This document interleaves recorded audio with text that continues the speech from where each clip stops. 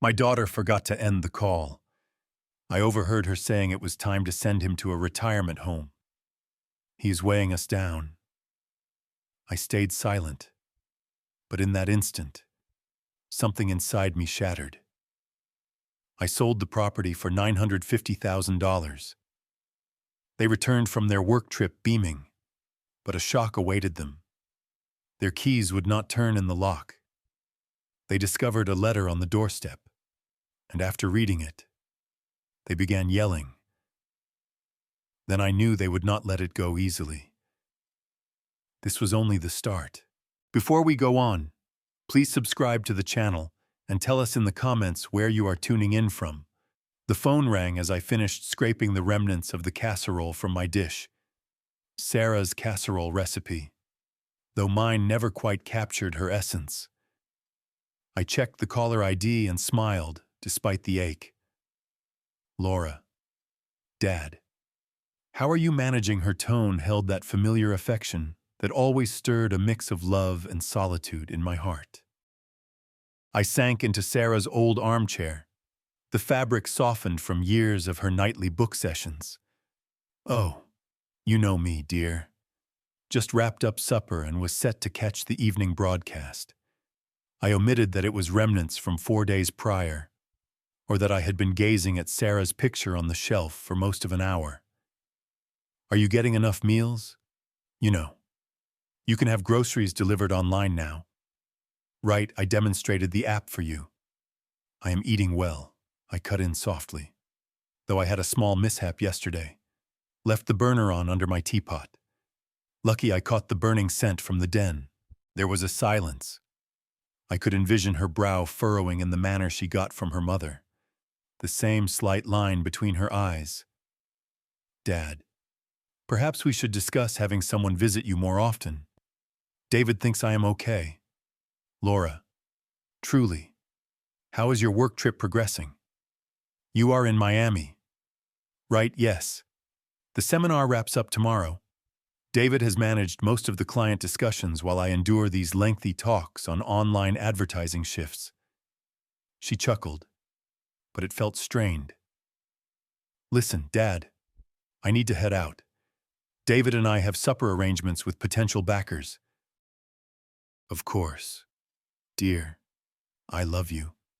Love you too. Dad, look after yourself. Okay, I heard the disconnect. Then shuffling noises. She must have tossed the phone into her bag, I assumed, moving to end my side. But then voices came through, muffled yet distinct via her device's mic. David. You notice how he is declining Laura's voice, no longer tender and concerned. He left the stove on yesterday. What if he sets the place ablaze? My grip froze on the handset. A chill gripped my core. It is time for a retirement home. Laura. David's voice. Detached and straightforward. He is turning into a load. And you recognize it. Your dad is a decent guy. But he cannot stay alone anymore. The property is valued at nearly $1 million now. Laura's manner turned to sheer computation. With New York's market, we might fetch $950,000, perhaps higher. Precisely. David seemed satisfied. We could offload it, place him somewhere respectable, not too pricey, and at last purchase that home in the Hamptons we have eyed, the one with the ocean vista. My daughter giggled, actually giggled. Goodness. David, you should have heard him tonight. So thankful just for my call. He has no clue we are plotting this. The more we delay, the more muddled he will become. We should act while he still relies on us fully. The handset slipped from my lifeless fingers. Crashing onto the wooden floor Sarah and I had laid together 26 years ago. Each plank placed by my own efforts. Each fastener driven with visions of our family's tomorrow. I remained in the abrupt quiet of my vacant home, staring at Sarah's image. Her gaze seemed to pierce mine with a look I could not fully interpret. Disappointment, caution, or perhaps the grim insight of those who have departed this life. The antique clock in the corridor, Sarah's gift to me for our 18th anniversary, ticked reliably in the deepening shadows. Outside, the initial spring insects started their nightly chorus in the yard Sarah had cultivated, and I still cared for. Something icy and firm lodged in my chest, supplanting the warmth I had felt from my daughter's voice moments earlier. My hands, roughened from decades of building labor, gradually clenched into fists. They viewed me as a load. They saw me as bewildered, powerless, prepared to be handled and cast aside. They were already allocating my funds, already envisioning their fresh existence over my remains. But I was not gone yet, and I was far from as muddled as they assumed. I do not know how long I lingered there in the dimness, Sarah's face observing me from the silver frame on the side table. The home felt altered now, as if the structure itself had absorbed my daughter's disloyalty and was holding its breath. My legs wobbled when I finally rose to switch on the light. The gentle glow illuminated the den we had outfitted item by item, each piece selected with attention and scrimped for with forfeit. The maroon couch where Laura used to nestle doing schoolwork, the end table I had crafted in the shed, polishing it even while she played nearby. I proceeded to the kitchen and opened the compartment where I stored old bills and documents. My fingers located the file I sought without deliberate intent.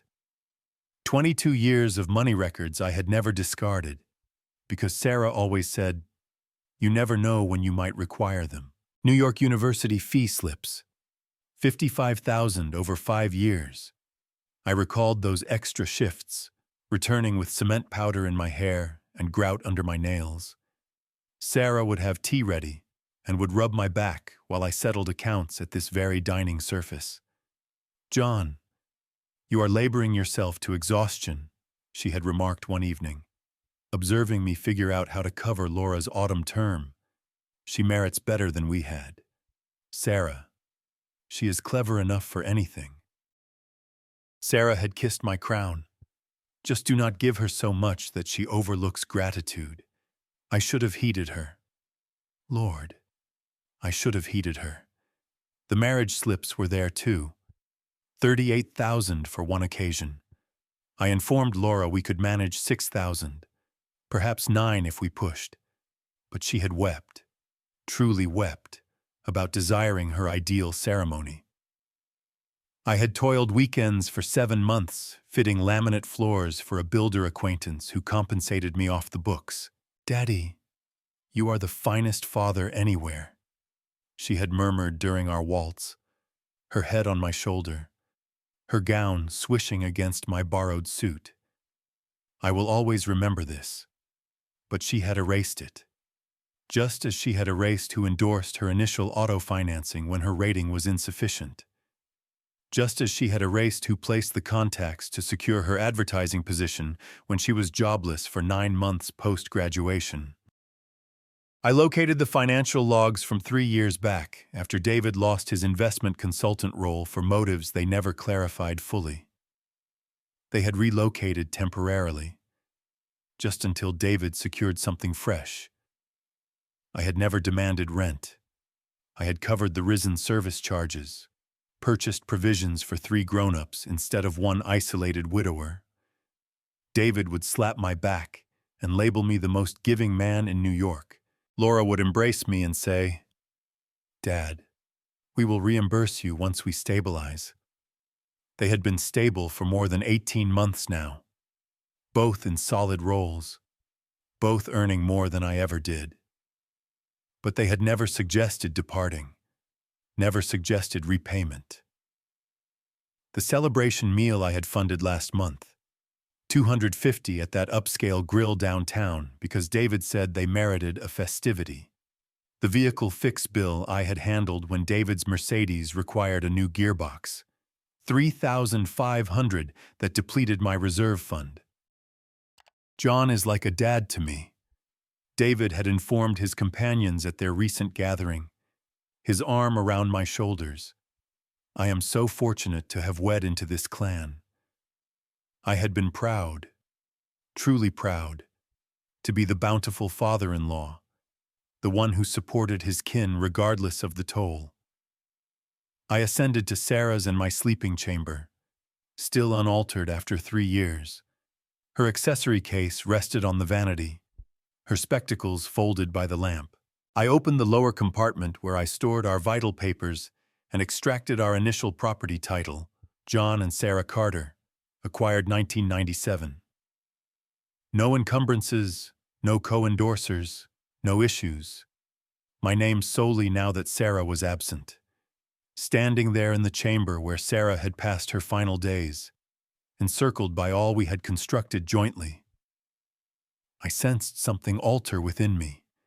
The pain lingered, keen as shattered crystal, but beneath it, something firmer was shaping. They aimed to store me away and vend my life's labor. They thought I was too aged, too disoriented, too thankful for their notice to resist.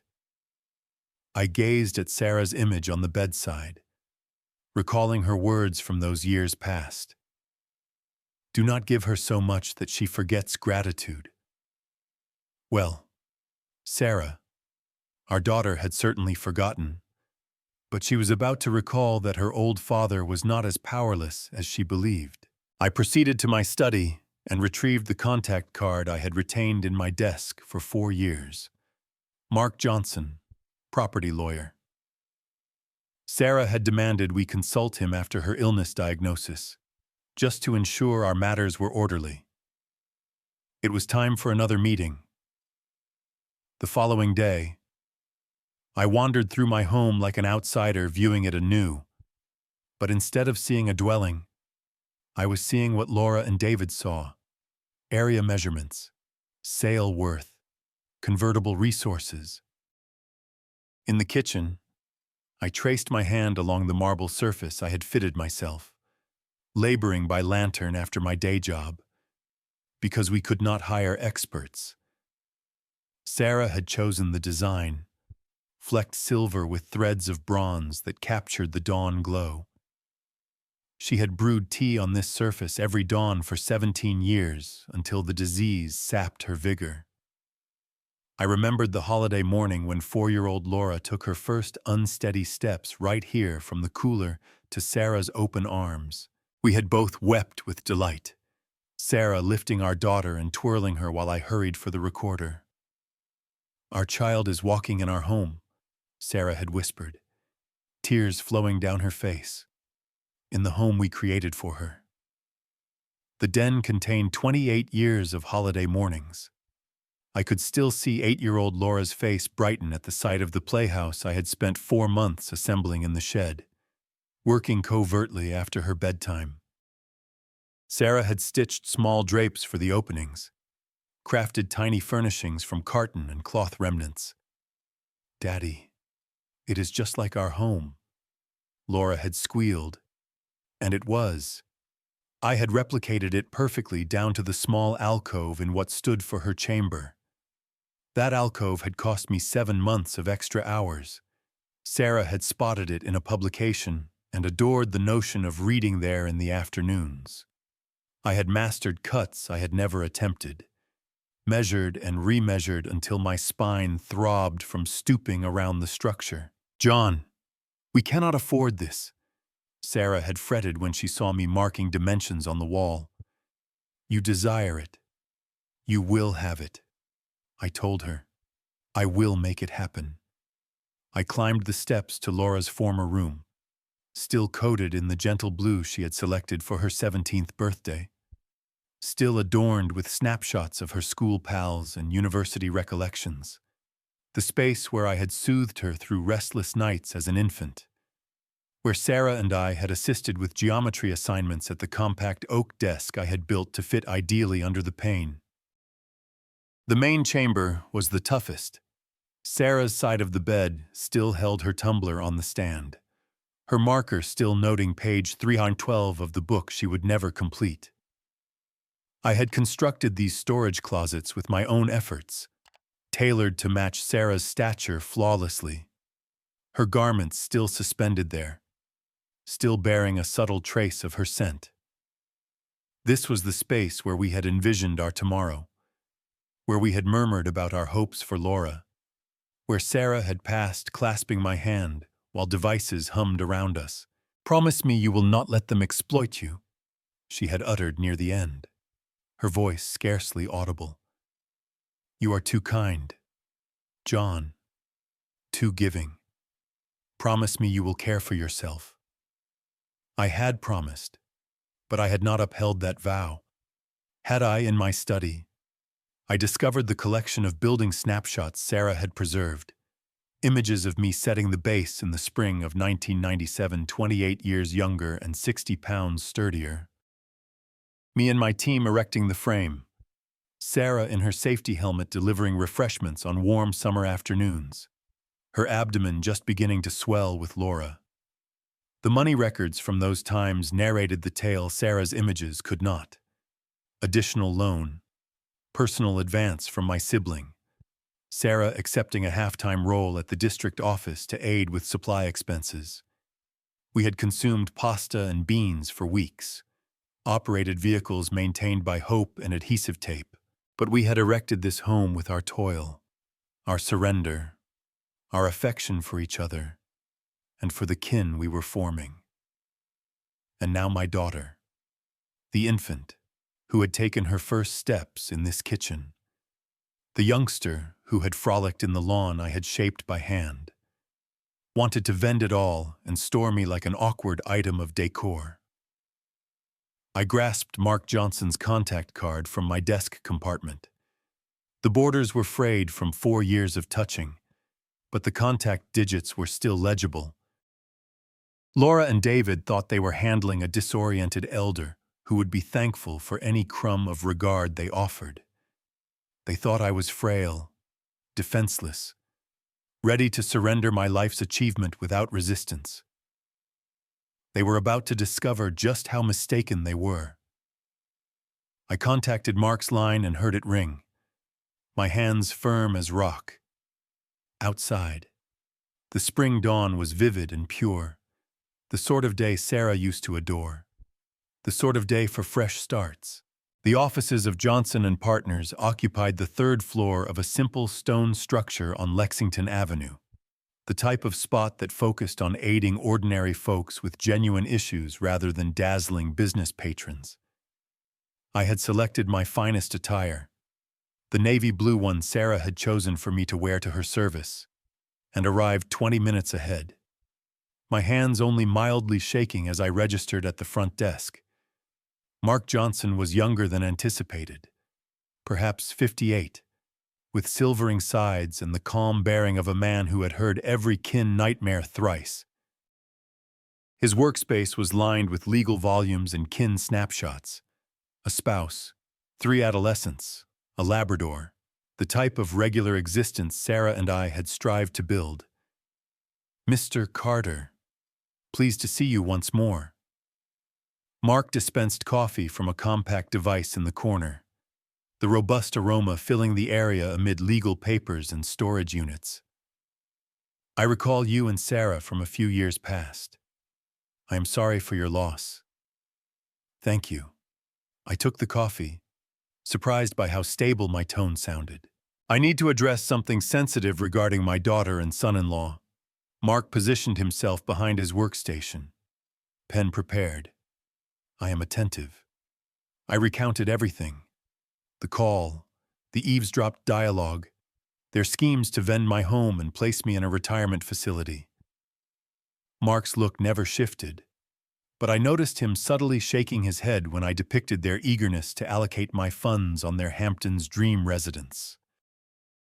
"Regrettably, Mr. Carter, this situation is more frequent than you would believe." Mark placed down his pen and reclined in his seat. "Grown children often presume they know what is optimal for their aging guardians, particularly when prized assets are at stake.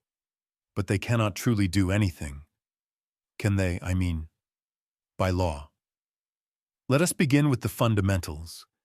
The property is registered in your name alone since your wife's departure. Correct. That is accurate. Sarah and I held it together. But when she passed, it shifted to me automatically. Then, legally, your daughter and son-in-law have no entitlement to your estate.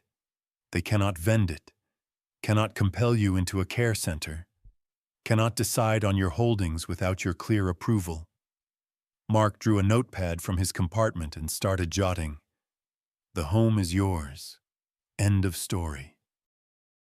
Relief surged through me, followed swiftly by something keener.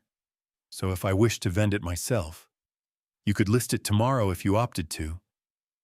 It is your estate, your choice. Mark glanced up from his notes.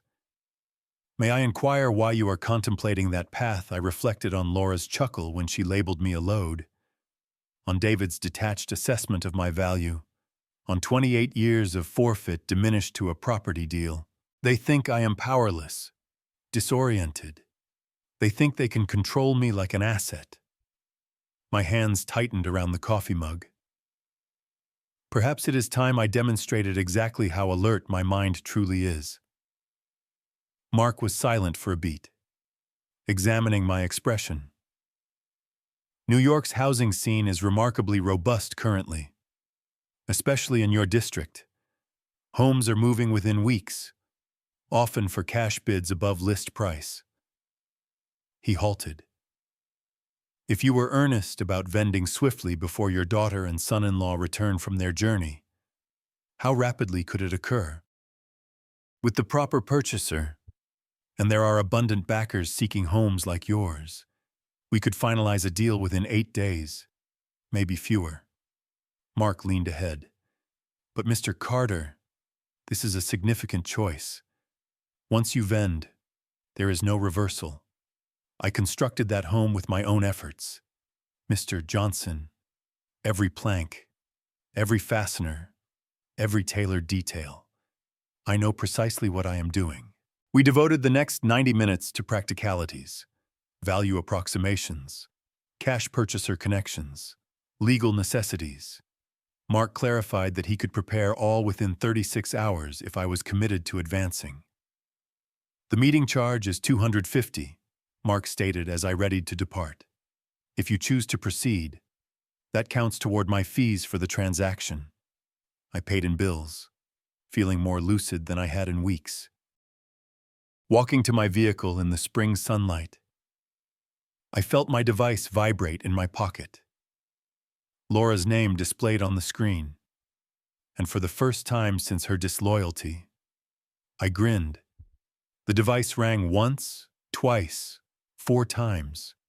I could imagine her in some resort hall in Miami, likely checking her timepiece, pondering why her thankful old father was not rushing to respond her summons. Let her ponder. Let her and David devise their schemes about my tomorrow, my home, my existence.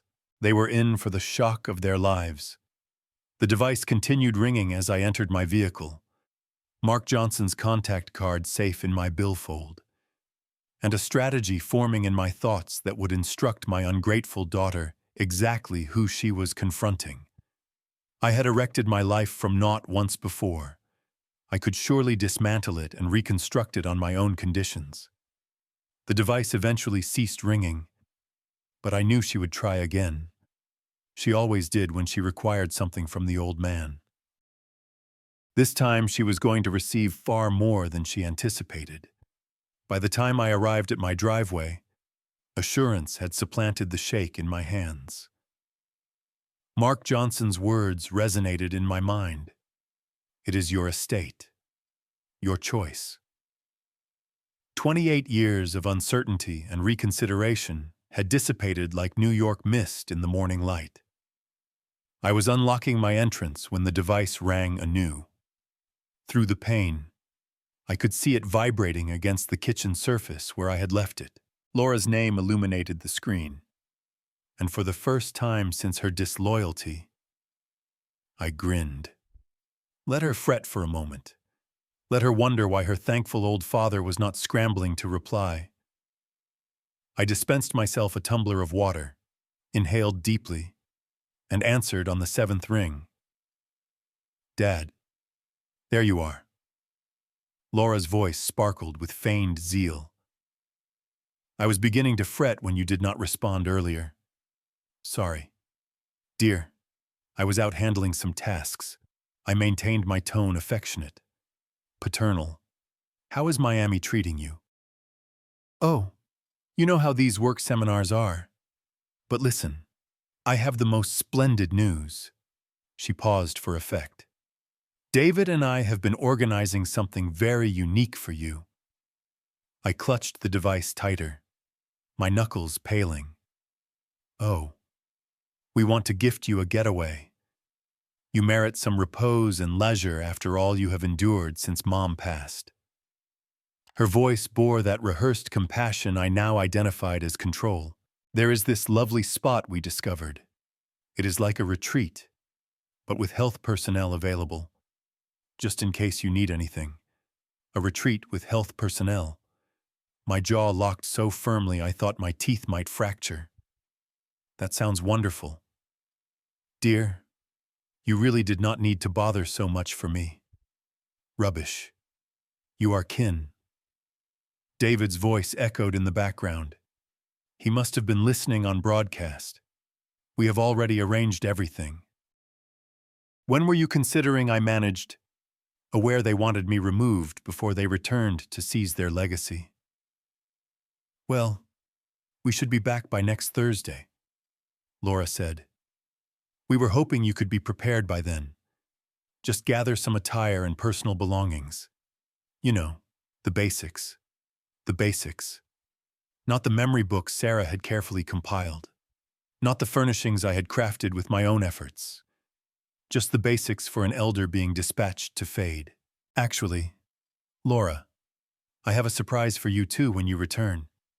Oh, Dad. What sort of surprise? She sounded truly delighted.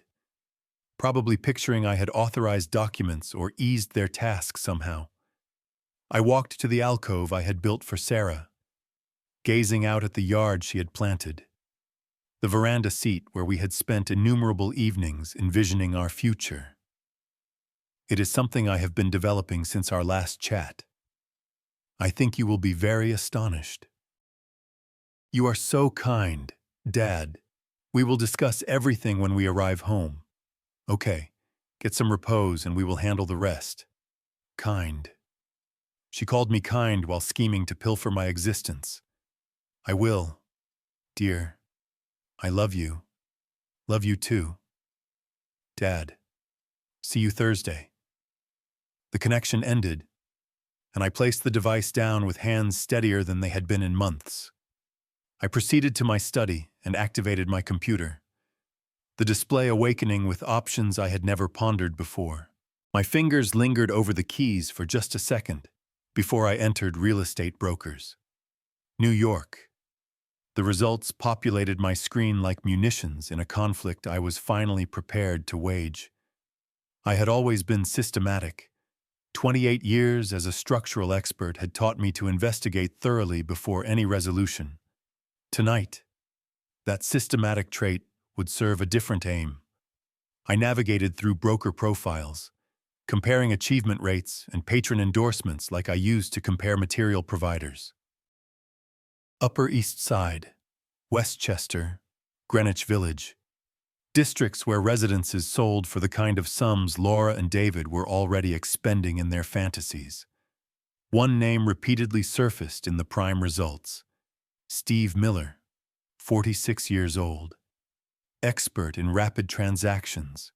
Averaged 21 days from posting to completion. His image displayed a skilled grin and assured gaze.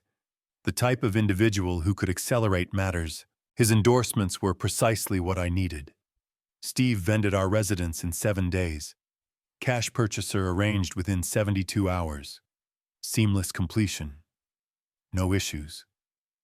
I stared at his direct line boldly shown beneath his qualifications. This was it. the instant that would initiate everything. Once I placed this call, there would be no return to being the thankful, controllable elder my daughter anticipated. Sarah's image on my workstation seemed to observe me. I could almost hear her voice.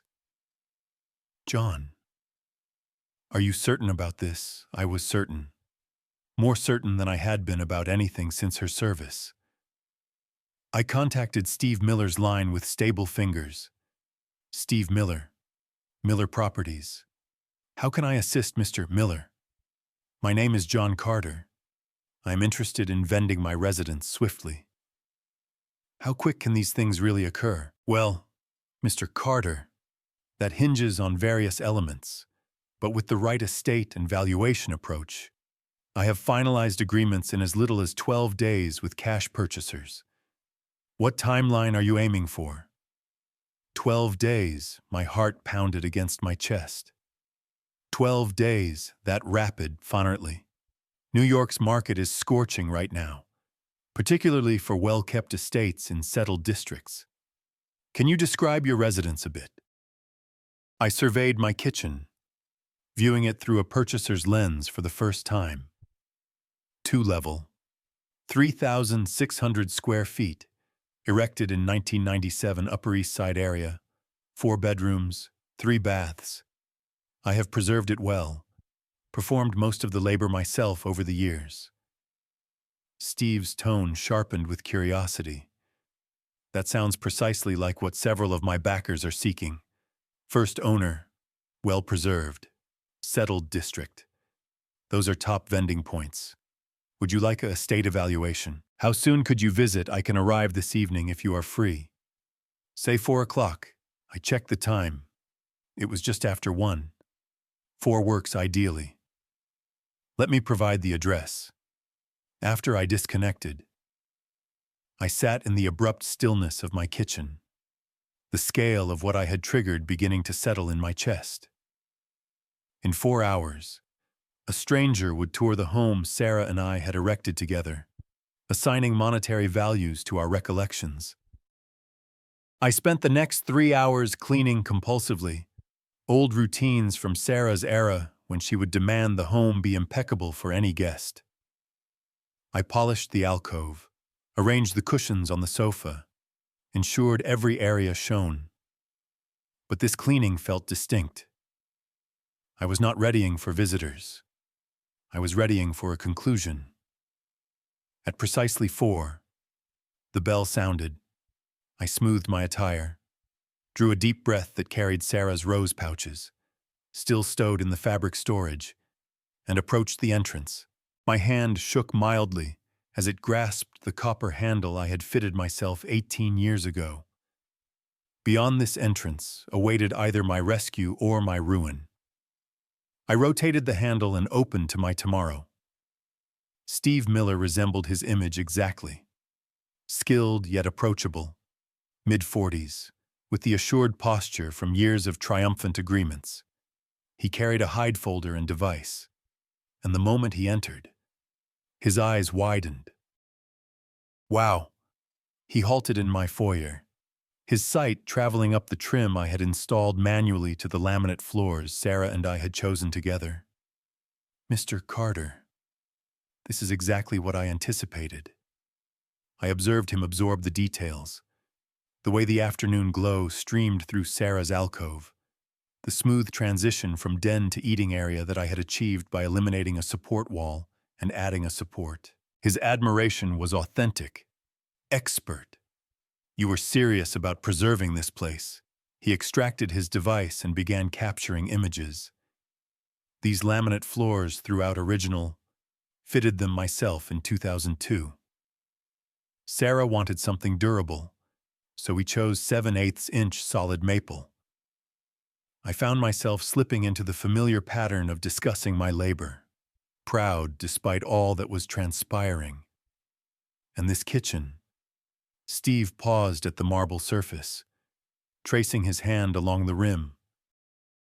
"Custom fitting every bit." Sarah selected the design, said the bronze threads reminded her of dawn. My voice faltered slightly. I spent 4 weekends perfecting the dimensions. Steve was entering notes on his device, photographing the tailored shelves, checking taps and sockets with the meticulousness of someone who knew what buyers desired. Mr. Carter, I must be frank with you. In my 17 years in this, I seldom encounter estates maintained to this level. I am an expert. Was an expert. I believe in constructing things correctly initially. It reveals. He motioned toward the den. May I? I nodded, trailing him as he appreciated the open layout, the integrated shelves beside the hearth, the way Sarah's decorating decisions had transformed our building project into a dwelling. This alcove, custom labor. Built it for my wife. She wanted a reading spot. I could picture her there with her thriller books and midday brew, her spectacles perched on her nose. Steve was taking dimensions now, his enthusiasm scarcely contained. Mr. Carter, I need to display some similar sales. He accessed listings on his device. Comparable estates in this area have vended for $870,000 to $980,000. My chest constricted. That was more than Laura and David had calculated in their harsh talk. But given the state and tailored features of your dwelling, I am thinking we value it at $950,000. That should shift it rapidly while securing you maximum value. $950,000. I sat down heavily in Sarah's reading seat, the figure whirling in my head. That much I managed. Mr. Carter, you are on a treasure trove. Estates like this rarely hit the market, especially not in this condition. Steve's voice carried the assurance of someone versed in his trade. I actually have a funding group that has been hunting for exactly this type of estate. What kind of funding group? They focus on premium lease estates in settled districts. They pay bills, no loan conditions, no fixed negotiations. They can complete in 12 business days. 12 business days. Laura and David would return from Miami in 9 days, expecting to find their thankful, controllable father ready to be dispatched to their retreat. What is the drawback? Why so swift? Steve grinned. No drawback. Bills mean no borrowing delays, no valuation conditions that could derail the agreement. They conduct their own checks. But honestly, your home is in superior shape than most fresh builds I encounter. I surveyed the den where Laura had taken her first steps, where Sarah and I had hosted holiday mornings and birthday gatherings and quiet weekend afternoons, perusing the journal together. When would I need to vacate? Standard agreement gives you 45 days after completion, but they are adaptable if you require more time. The primary thing is obtaining clear ownership and finishing the documents. I thought about Laura's voice on the device calling me kind while scheming to steal my existence. I thought about David's cold computation reducing me to a load to be managed. I thought about Sarah's caution about being too giving, too trusting. Let us proceed. Steve's expert facade slipped for a moment, revealing true enthusiasm, superb decision. Mr. Carter, let me contact them now. I watched him dial, heard him describe my estate with the zeal of someone who had uncovered hidden wealth. Upper East Side area, first owner, pristine state, tailored features everywhere. He concluded the call with a wide grin. They want to advance right away. I can have the starting contracts ready by tomorrow afternoon. The sun was descending through Sarah's alcove, casting bronze glow across the space where I had just consented to vend 28 years of my life. But for the first time since that crushing call, I felt something absent for too long. Command. How does 10A sound? The query lingered in the air like vapor, and I realized Steve was awaiting a response that would alter everything. The antique clock in the corridor, Sarah's 18th anniversary present to me, ticked steadily in the quiet. 10 a.m. Sounds ideal. After Steve departed with assurances of contracts and completion schedules, I stood solitary in the home that would soon belong to others. The twilight glow through Sarah's windows painted everything amber, like a snapshot of a life I was about to abandon. But it was not sorrow I felt. It was expectation. Steve arrived the next day with contracts, a certifier, and beverages for all, the type of expert proficiency I had always esteemed. I read every clause with the thoroughness that had made me a fine expert, verifying details the way I used to verify plans. Sale amount $950,000. Bill purchase. Completion date. 12 business days from authorizing. The certifier, a mature woman with gentle gaze, guided me through each authorization. Minimal conditions. Just the ownership search and final tour. And I can stay in the home for 45 days after completion if necessary. That is correct. Mr. Carter, though most vendors prefer to relocate sooner for tranquility. Tranquility? I nearly chuckled. The only tranquility I would have would stem from witnessing Laura and David's expressions when they uncovered what their load had accomplished.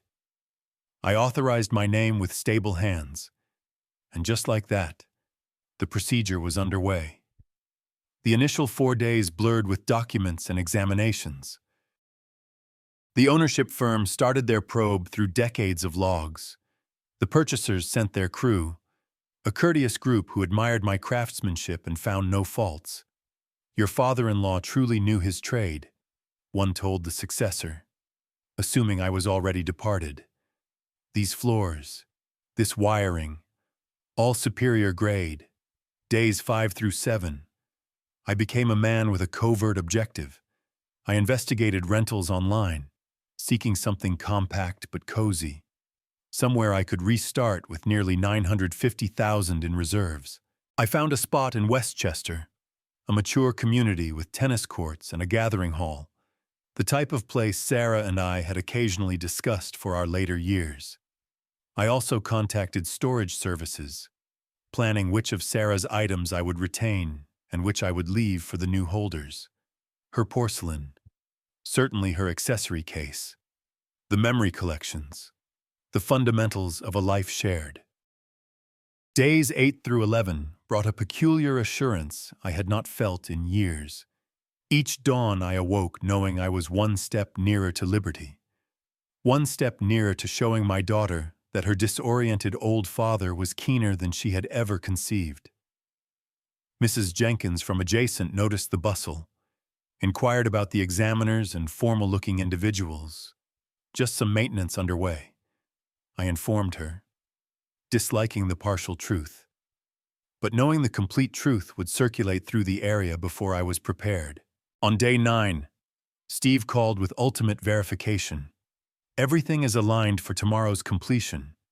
Mr. Carter, the buyers are delighted with the examination outcomes. Wire deposit will be finished the same day. You will have entry to funds promptly. That evening, I gathered a lone valise with attire and personal items, not because I was relocating yet, but because I wanted to be prepared for anything. I gazed at Sarah's image on our vanity and whispered, I hope you comprehend what I'm doing. Thursday morning dawned bright and clear. The sort of spring day Sarah used to declare was New York at its best. I attired carefully in my finest suit. Not the service one, but the gray one Sarah had purchased for Laura's university ceremony. The ownership firm office was all expert proficiency and felicitations. The buyers were represented by their counsel, a astute woman who verified every paper. Steve managed the documents like a leader directing a symphony. Mr. Carter, if you will authorize here and initial there. Each authorization felt like severing a link. The title shift, the resolution statement, the ultimate recognition that 1247 Park Avenue no longer pertained to John Carter. And this is your wire confirmation. $950,000 less completion expenses has been placed in your account. I stared at the figures on the sheet. More funds than I had ever witnessed in one spot. More funds than Laura and David had fantasized their load could yield. We exchanged grips all around, everyone content with the smooth exchange. Steve escorted me to my vehicle, vowing to remain connected if I ever needed estate services again. You made the correct choice, Mr. Carter. Sometimes a new beginning is precisely what we require. I drove home through districts I had known for 28 years, past the primary school where Laura had learned to read, past the green where Sarah and I used to stroll every Monday morning. But instead of reminiscence, I felt release. I pulled into my driveway and sat in my vehicle, gazing at the home that was no longer mine. The keys to the entrance felt weighty in my palm. But tomorrow, I would surrender them to the new holders and depart from this phase of my life. Laura and David were due back from Miami in 4 days. They would arrive anticipating finding their thankful, controllable father, ready to be bundled off to their retreat. Instead, they were going to encounter a vacant home and a lesson they would never erase. I exited my vehicle and approached my entrance, reaching for my device to place the next call in a strategy that was functioning better than I had ever anticipated. The motor clicked as it cooled in my driveway, but I could not force myself to shut it off. I sat gazing at the home I had erected with my own efforts. The home that now pertained to outsiders. The home where Laura and David expected to return and find their thankful, controllable father awaiting to be dispatched. The keys to the entrance felt like iron in my palm. New holders or not, I still had access for 45 days, time sufficient to finish what I had initiated. I drove to the cafe on Lexington Avenue and parked in the area, hands stable as I contacted assistance for a round-the-clock key specialist. The urgent fee would cost an extra $250, but money was no longer an issue. Priority key service. This is Frank speaking. I need all my door mechanisms replaced today. It is pressing. What time frame are we considering? Sir, as soon as feasible. I can compensate in bills. I can arrive in 3 hours. Address? Back at the home. I waited for Frank in my vehicle, observing Mrs. Jenkins tend her yard next door. She gestured, and I gestured back, my chest tight with the awareness that I was deceiving everyone who cared. Frank arrived in a truck laden with equipment and parts. A man in his 60s who had evidently handled every type of mechanism crisis New York had to present. Security concern, sir, he inquired, examining my entrance. New possession circumstance. Better cautious than regretful. He nodded, as if he had heard it previously, and commenced labor. I watched him extract the mechanisms I had fitted 18 years ago. The copper hardware Sarah had selected because it complemented our door striker. These are quality mechanisms, Frank remarked as he worked. Someone knew their craft when they fitted them. That was me. I prefer things done correctly. The new mechanisms were chrome instead of copper, contemporary instead of classic. They snapped differently when Frank tested them. A crisper, more automated sound than the old ones. Here are your fresh keys. Sir, 4 copies of each. Entrance, rear entrance, and shed side access. Frank handed me a set of keys that felt alien in my palm. That will be $500 with the urgent fee.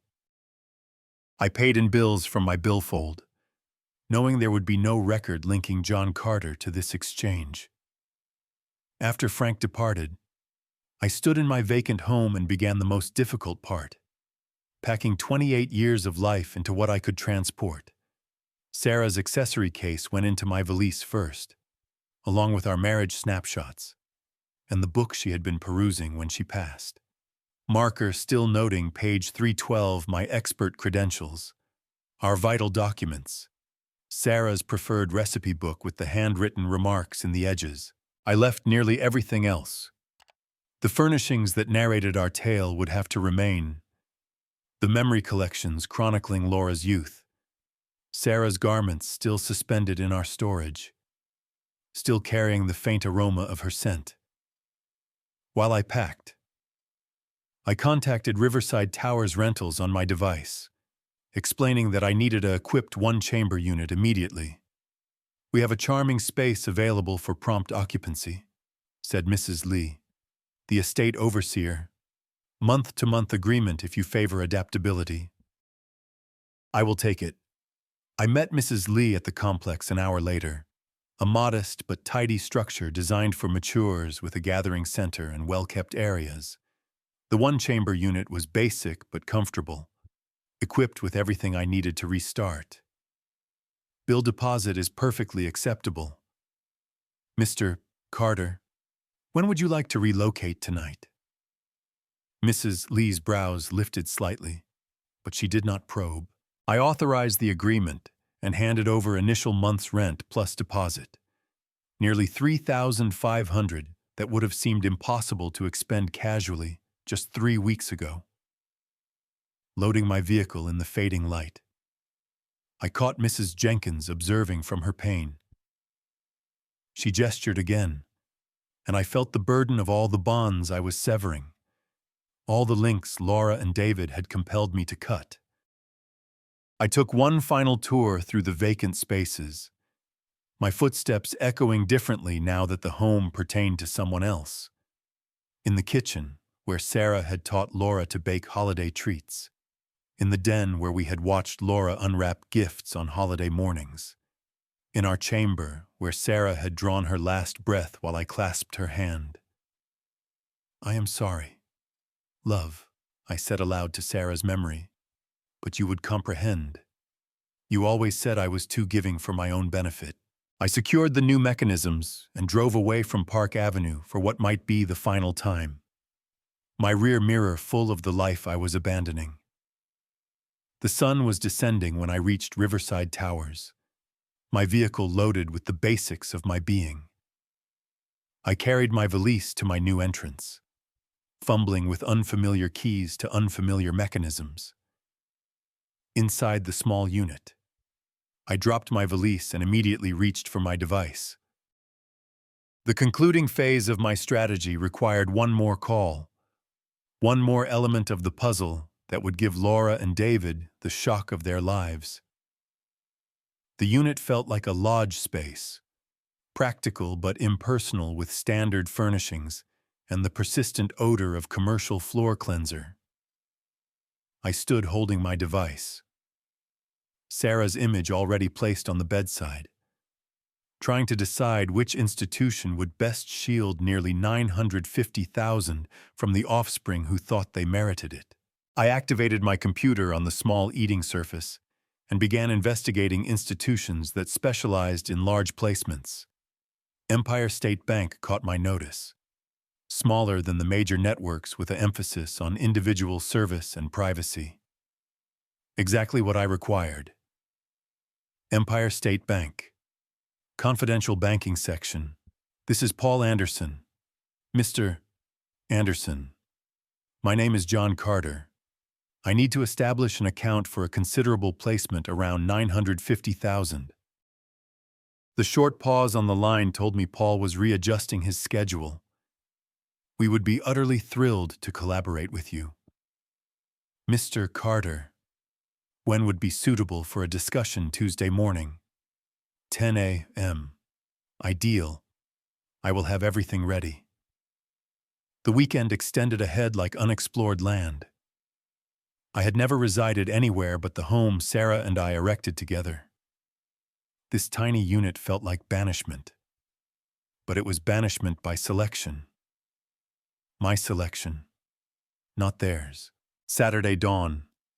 I brewed coffee in the unfamiliar kitchenette and systematically unpacked my possessions. Sarah's accessory case on the vanity, my expert awards on the rack, our marriage photo beside the bed, where I would rest alone in a space that had never known Sarah's presence. I drove to the provision store and bought food for one individual, Simple dishes. Nothing that demanded the kind of preparation Sarah had cherished. The register attendant, a young fellow with gentle eyes, asked if I was new to the vicinity. Just relocated. I told him, beginning anew. Sunday dawn. I found a cafe called Java Spot, 4 blocks from my unit. The server, a young lady named Lisa with green highlights in her hair, made the type of robust coffee I favored. "You are new here," she noted. "Not intrusive, just amicable." "Retired expert," I said. "Seeking a calmer life." "Well, you found the right vicinity for that. Most of our patrons are fairly relaxed." I sat by the pane with my coffee, observing people walk pets and push carriages, living the type of ordinary Saturday morning that Sarah and I used to value. But instead of melancholy, I felt something I had not experienced in months: expectation. Tuesday morning, I dressed in my finest attire and drove to Empire State Bank. Paul Anderson was younger than I had anticipated, perhaps 48. With the type of skilled warmth that came from managing people's life reserves. "Mr. Carter, what brings you to Empire State Bank? I recently vended my residence. I need a fresh beginning with an establishment that prizes personal bonds over exchange charges." Paul nodded with authentic comprehension. "We specialize in precisely that type of service." "Tell me about your requirements." I explained my circumstance carefully. A widower who had vended his kin home and needed secure, accessible financing. Paul posed considerate queries, never probing beyond what was essential for account establishment. "I will need to transfer the funds from my prior institution." I clarified. "No issue whatsoever.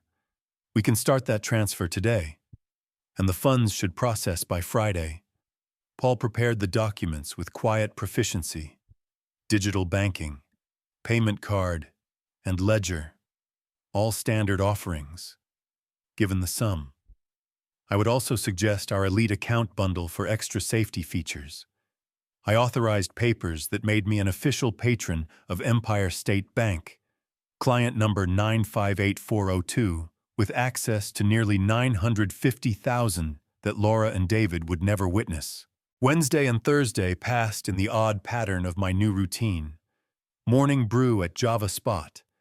Lisa recalled my request and inquired about my weekend. Afternoon strolls through the vicinity, discovering a small green with seats where other retirees fed birds and perused journals. Friday afternoon, Paul called with the news I had been awaiting. "Mr. Carter, your funds have processed successfully.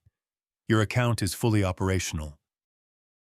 I disconnected and surveyed my small unit, at Sarah's image observing me from the bedside, at the basic life I was constructing from the debris of my daughter's disloyalty.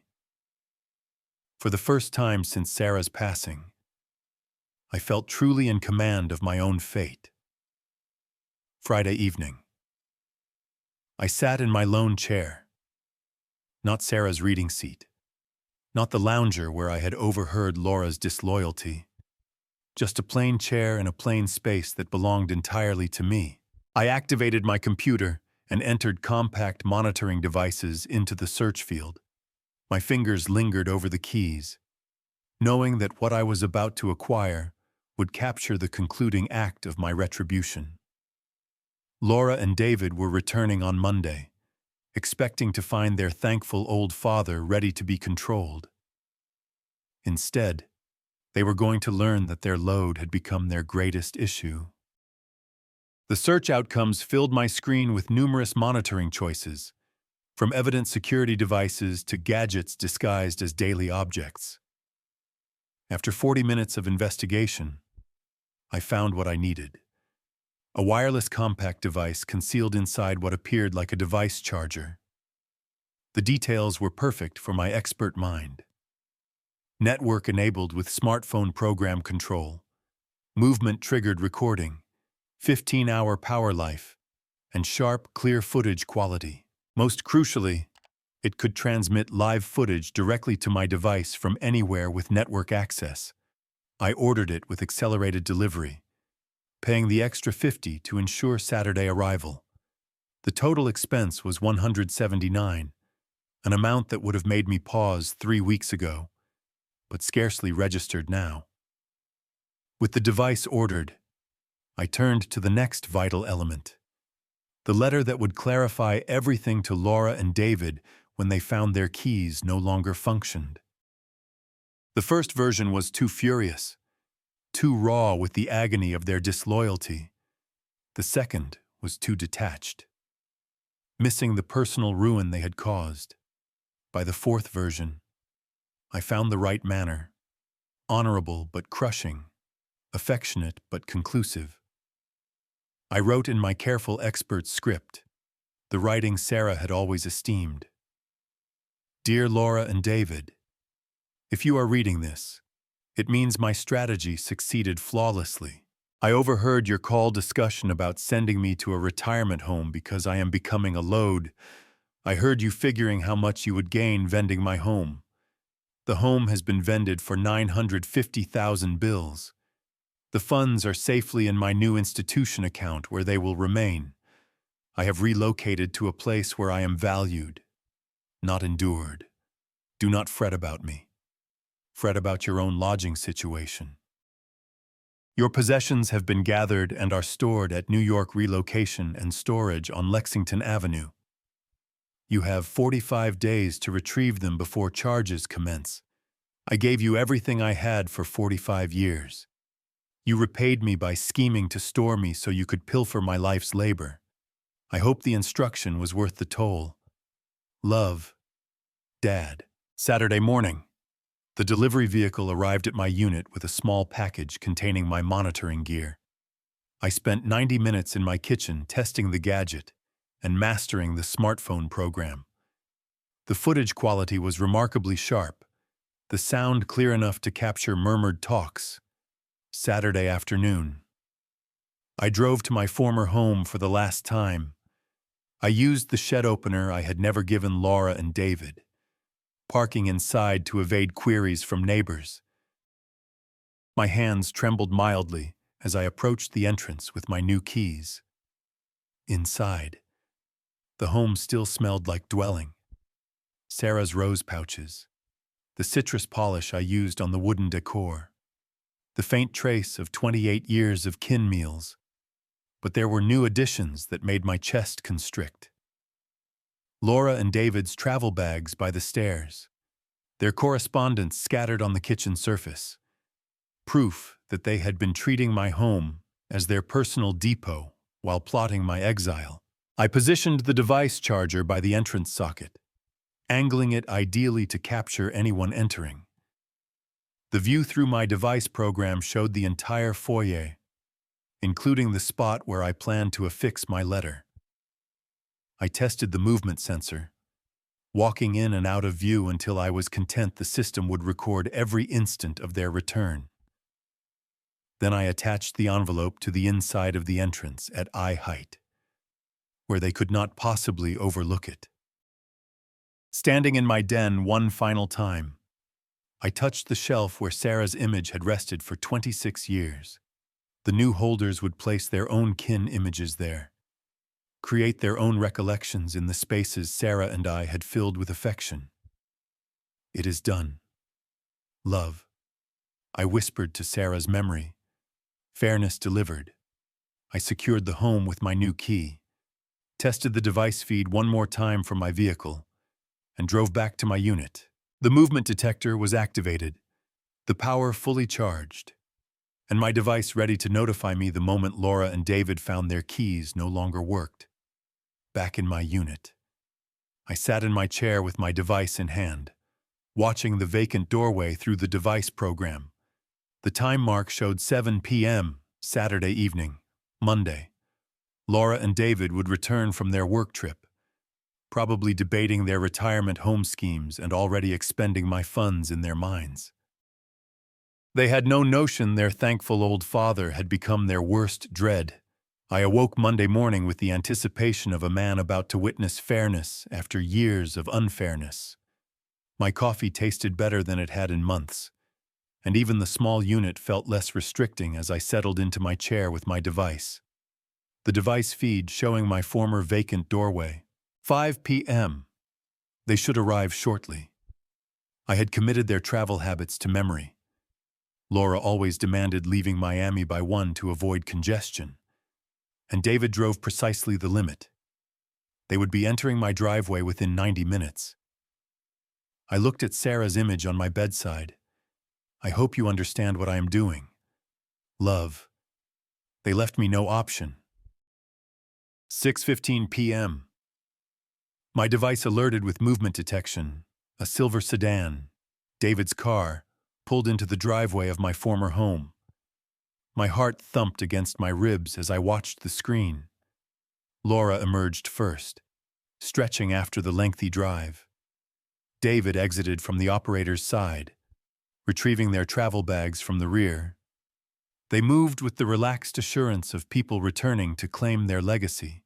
I watched them near the entrance, Laura retrieving her keys from her bag, while David placed the luggage down. She inserted her key into the mechanism I had replaced just yesterday. The key did not rotate. Laura frowned, inspecting her key set. She attempted again, shaking the key with increasing irritation. That is odd. Her voice transmitted through my device speaker. My key is not functioning. David stepped nearer, his look shifting from weary to worried. Let me attempt the rear entrance. I watched him vanish around the side of the home while Laura continued battling with the front mechanism. When David returned 4 minutes later, his face had shadowed with alarm. Rear entrance secured too, and the shed remote is not operating. His voice carried the brink of panic I had hoped to hear. Laura, someone replaced these mechanisms. What? That is impossible. Dad does not even know any key specialists. David examined the entrance more carefully, his investment consultant's mind recognizing trouble when he saw it. These are brand new mechanisms. This is not a mishap. Laura extracted her device with trembling fingers. I am contacting Dad. I watched her dial my old fixed line, the number I had terminated 4 days ago. After several tones, her face crumpled with bewilderment. No response. It is not even going to message. Try his mobile. He does not have a mobile. Remember, we discussed getting him one for urgencies. Her voice broke with the first trace of real dread. David was checking the panes now. His earlier assurance fully vanished. There. That one is unfastened. I can lift you up. I watched my daughter climb through the kitchen pane I had deliberately left unlocked, her work attire snagging on the frame. She vanished inside. And moments later, the entrance opened from within. David entered with their travel bags, and both halted abruptly when they saw the white envelope attached to the door at eye height. Laura's hand shook as she removed the envelope with her name and David's inscribed in my careful script. I leaned forward in my unit chair, device clutched in both hands as she ripped the seal. Her eyes scanned my words, David reading over her shoulder. I watched their expressions change, bewilderment to astonishment, to disbelief, to terror. He vended the home. Laura's voice escalated to a near scream. How could he do this to us? David grabbed the letter from her hands, reading it again as if the words might alter. That cunning old fool. He was manipulating us the entire time. 950,000. Laura was weeping now, her careful cosmetics streaking down her cheeks. He retained it all. That funds was supposed to be our tomorrow. Your tomorrow, David retorted, his facade of devoted son-in-law finally crumbling. This is your father, Laura. You should have managed this better. My fault. She spun on him, years of suppressed bitterness erupting. You are the one who said he was becoming a load. You are the one who urged the retirement home. Well, he was a load. Look what he has done to us. David gestured wildly around the space that was no longer theirs. We are without shelter. Our rental ends next week. The exquisite irony was not lost on me. They were arguing in my den about being without shelter, just as they had planned to make me without shelter in their retirement home. Contact a council, Laura said desperately. There has to be something we can accomplish. He cannot just vend the home without informing us. With what funds? David's voice dripped with disdain. In case you erased, I lost my position 7 months ago, and your advertising wage barely covers our vehicle installments. Then secure another position. Where do you think investment firms are queuing to employ consultants who got dismissed for dubious dealings? I watched my daughter's expression collapse as she realized the full extent of their plight. No home, no legacy, no reserves, and David's jobless status finally exposed. How could he be so harsh? She murmured. The same way you were harsh when you labeled him a load and schemed to store him. David countered. The old man was keener than both of us. Through my device screen, I watched them slump into my old furnishings that would be gone tomorrow when the new holders took control. Laura buried her face in her hands while David stared at my letter with the look of a man who had finally grasped he had been outmaneuvered. I deactivated the device feed. I had witnessed enough. Walking to my small kitchen, I opened the bottle of Sarah's favored vintage I had saved from the home. A 2019 Cabernet we had been reserving for a special event that never arrived. I poured myself a glass and raised it towards Sarah's image. To you, my love. Fairness served. The vintage tasted like triumph. They learned what occurs when you assault the hand that nourishes you. My device alerted with a message from an unknown source. Probably Laura attempting to contact me through some new means. I erased it without perusing and shut down the device entirely. Walking to my pain, I gazed out at the New York horizon painted amber by the descending sun, somewhere across the metropolis. My daughter and her spouse were confronting the repercussions of their harshness. Somewhere in my former home, they were learning that their load had become their greatest issue. For the first time in 3 years since Sarah's passing, I felt completely liberated. I was no longer anyone's load. I was my own individual again, with my own funds, my own decisions, and my own tomorrow extending ahead like an open path. John Carter had departed the structure, and he was never returning. If you enjoyed this tale, please like this video, subscribe to the channel, and share your thoughts on this tale in the comments. To hear the next tale, click on the section on the right. Thank you for tuning in.